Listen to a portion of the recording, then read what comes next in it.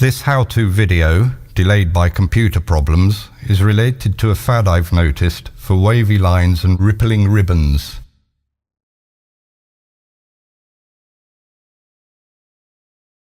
An old-style example of which I've made here.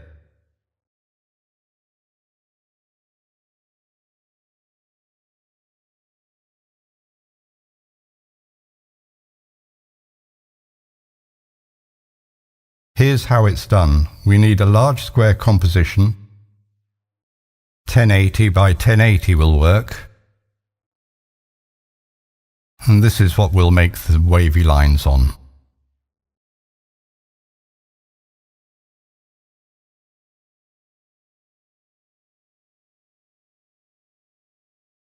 But we're going to need a title frame with lower thirds to put these effects in.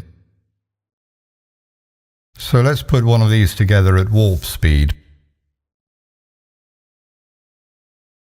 and get nostalgic about the old days of 16-bit graphics when the only primitives available were a straight line, square and circle, which could move in straight lines or scale, hopefully independently, and rotate either in groups or individually. Which is why the appearance of wavy lines and rippling ribbons, made with such limited options, was quite impressive in the days when a flashing GIF was the height of web design cool.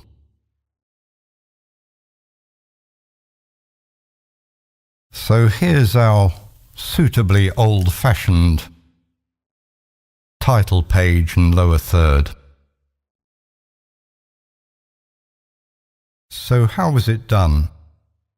Well, by rotating a distorted circle. So let's make a shape layer, and we want a circle which we'll make from the polystar because it gives us more options later. It needs to be quite large, almost as large as the composition. So 450 will give us a 900 diameter on the 180 composition. And if we round the outer curve to 100%, we've got a circle. Now we need to put it in a group, which gives us access to all those nice transform options.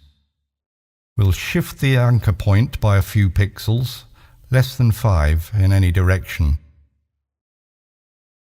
Set the skew angle, again to something less than 5. And we want to rotate the skew axis. So we'll use a time expression controlled with a slider control.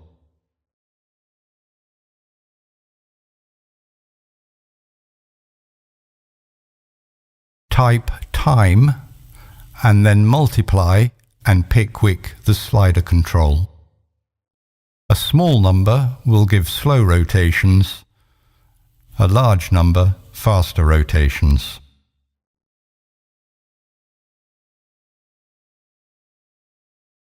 So we add the wobbly circle to our title frame.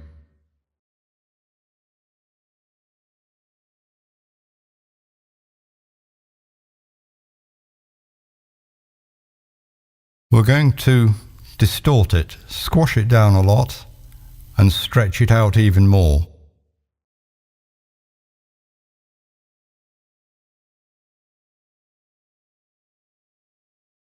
Stretch by about 8 times across and make it 1/2 to 1/3 in height. The stroke we added disappears, so we'll thicken it up to double figures.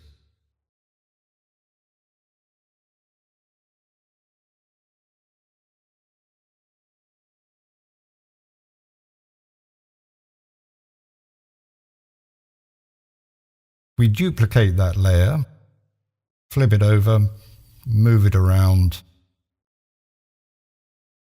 offset it in space and time, and that will give us the other wavy line.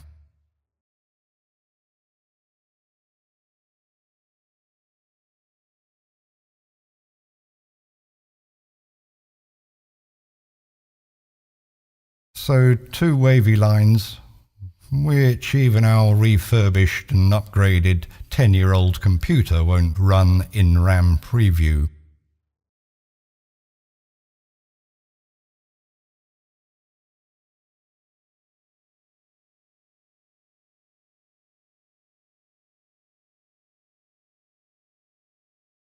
It's running too slow in real time, so we go back to the rig and increase the value on the slider so that the skew angle rotates faster.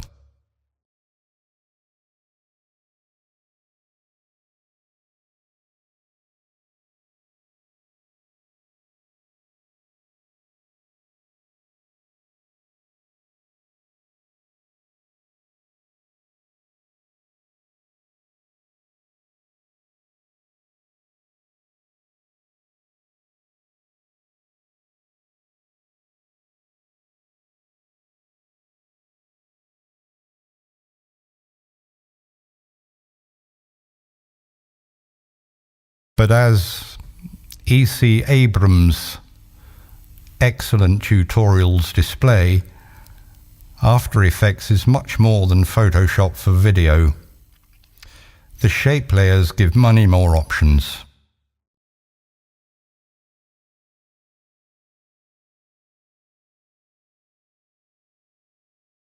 So back to our rig. Let's duplicate the group, and in the new group, alter those transform properties that we changed the first time. Just a few pixels the other way, perhaps.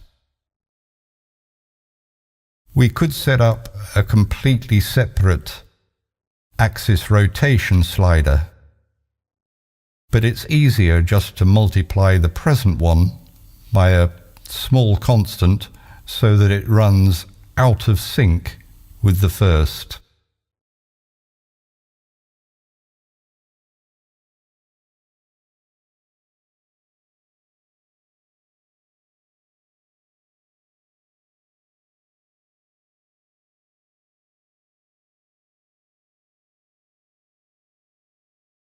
So now we've got our 2 lines beating against each other, rippling elegantly. We can go further. Let's make more ripples on one of them by changing the inner and outer diameters.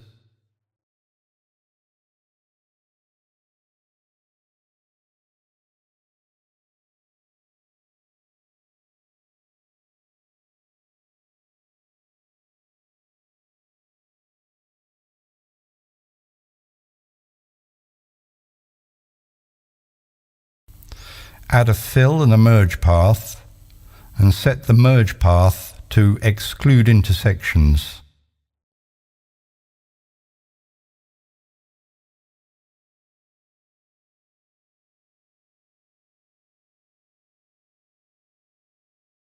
Let's reset the color to a nice neutral grey.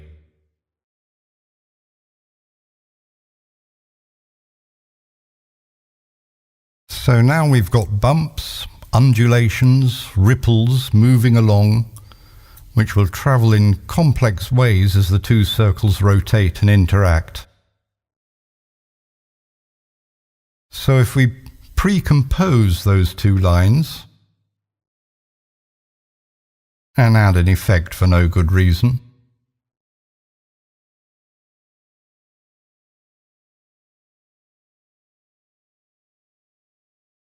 we can take that pre-comp, which should probably be named layout, and duplicate the undulating lines, offset them in time and space, and add them to the main title.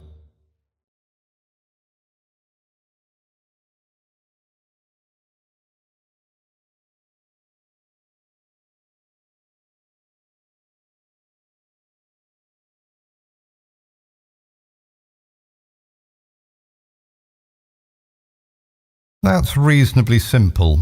So to make things a bit more complicated, we go back into the pre-comp, the layout, and duplicate the undulating lines, offset them in time and space Again, change the blending modes.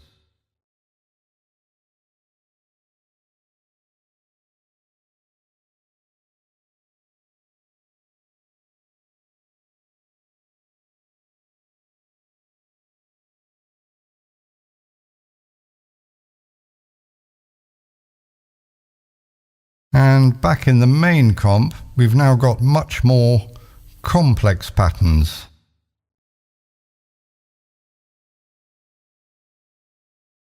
They're a little predominant, so let's see if we can tone them down with some masks.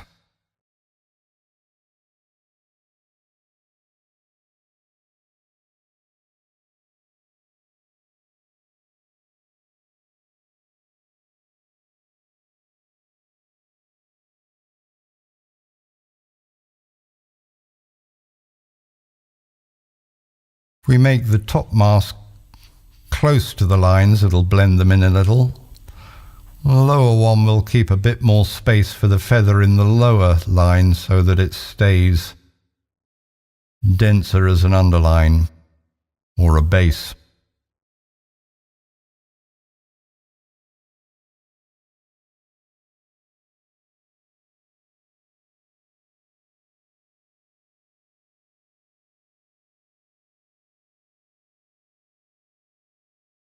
It's a little fast and could be blended in more tastefully, but let's do the opposite. Back in the basic rig, we'll add lots more points to our polystar, create lots of bumps. Instead of the nice neutral grey, we'll add a horrendous purple, put the stroke back on.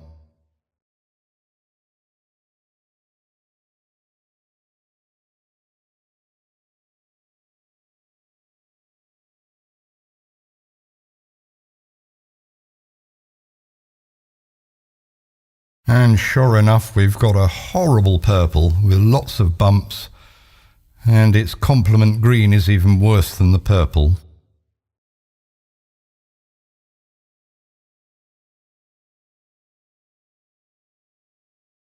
We could change the rig in composition 1, or alter the colours in the layout pre-comp layer, but we'll just try changing the blending mode on the main composition and see if anything will make it tone in a little better.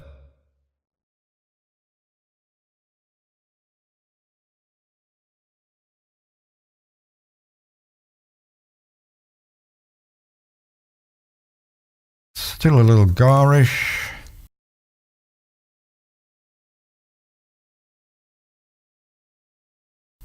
That's a bit too bright and a little too fast, so we can tone it back and slow it down, add some verticals in the layout, make sharper points so that we get more rippling ribbons.